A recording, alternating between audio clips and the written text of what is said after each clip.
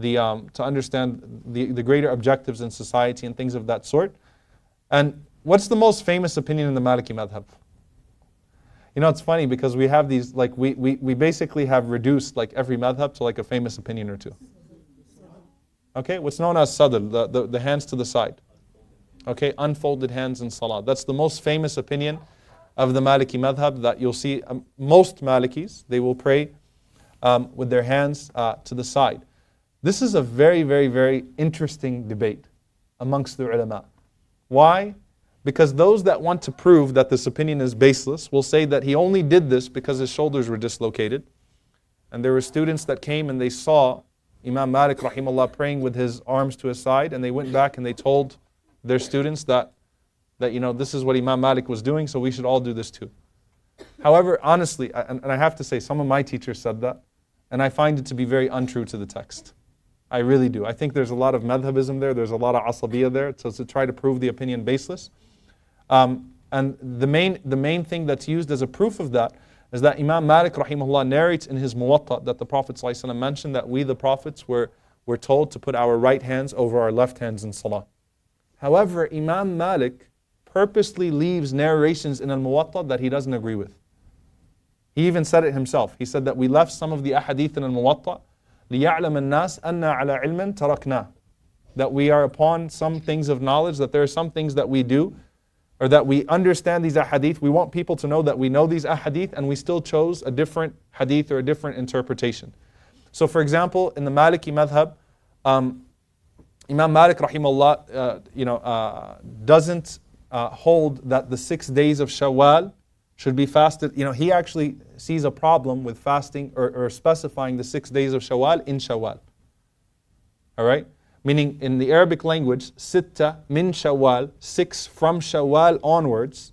It can mean 6 from Shawwal, meaning after Ramadan, or 6 within Shawwal.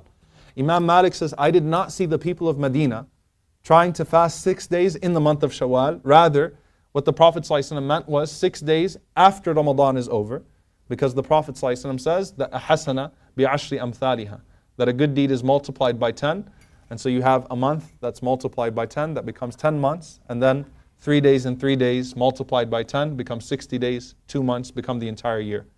Did I lose you guys? Yeah. No, it's math. Come on, guys. Totally lost you guys. I'm going to say it again, okay, for those of you that are lost, right? The Prophet ﷺ says, Al-Hasana bi'ashri amthaliha. A good deed is multiplied by 10. Okay? So the Prophet ﷺ, when he says that, according to Imam Malik rahimahullah ta'ala, his understanding, that, you know, the Prophet ﷺ says, whoever fasts Ramadan and he follows it up with 6 from Shawwal, he's simply saying, sallallahu alayhi wasallam, that if you fast 1 month and it's multiplied by 10, then you have fasted 10 months of the year. To make 10, it becomes 60 days, so another 2 months, so it covers the year. But Imam Malik still chose to narrate the hadith there to show that he knows the hadith over the left hand. And it was, you know, Ibn Rushd, who's a great scholar, and not only the Maliki school, you know, but also comparative fiqh as a whole, in Bidayat al-Mujtahid, disliked a person folding their hands. And one of the reasons why he might have done that is because Imam Malik, this is another, that Imam Malik didn't like the people considering it an obligatory action of salah, which it's not. Meaning it's not an obligatory action in any of the madhabs, at most. So, some scholars, they said that Imam Malik rahimahullah ta'ala, he did sadl to show that, you know, he said the correct opinion is to do this instead.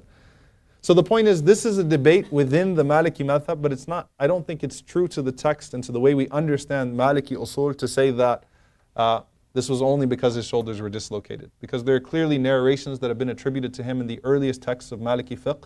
Even Ash-Shawkani rahimahullah ta'ala in his book Nail al-Awtar, and Imam Ash-Shawkani rahimahullah says, وَالرِّوَايَةُ الْأُولَى عَنْهُ هِيَ رِوَايَةُ الْجُمْهُورِ. He said that the first riwayah, which is al-irsal, leaving the arms, is the narration of the majority of his students, and it's the most famous one in the Maliki madhab. But then he quotes again some of the Maliki scholars that did al-qabd instead, that actually held their arms instead. So it's really, there is a basis for it. Some of the ahadith of the Prophet ﷺ, where the Prophet ﷺ went through the steps of salah, he did not mention holding the arms. The other madhabs respond to that by saying that that's because the Prophet ﷺ was mentioning the obligatory actions of salah, not the sunan of salah. So it's a debate that can go on and on and on and on, but the only reason I'm mentioning it is because it's a famous issue. And it's important to also understand, again, the thought process of Imam Malik. That's not the only time that Imam Malik does that he leaves a hadith in there that he doesn't necessarily apply because the people of Medina, the scholars of Medina, were doing something different. Now, just to show you guys, where did the Maliki madhab spread?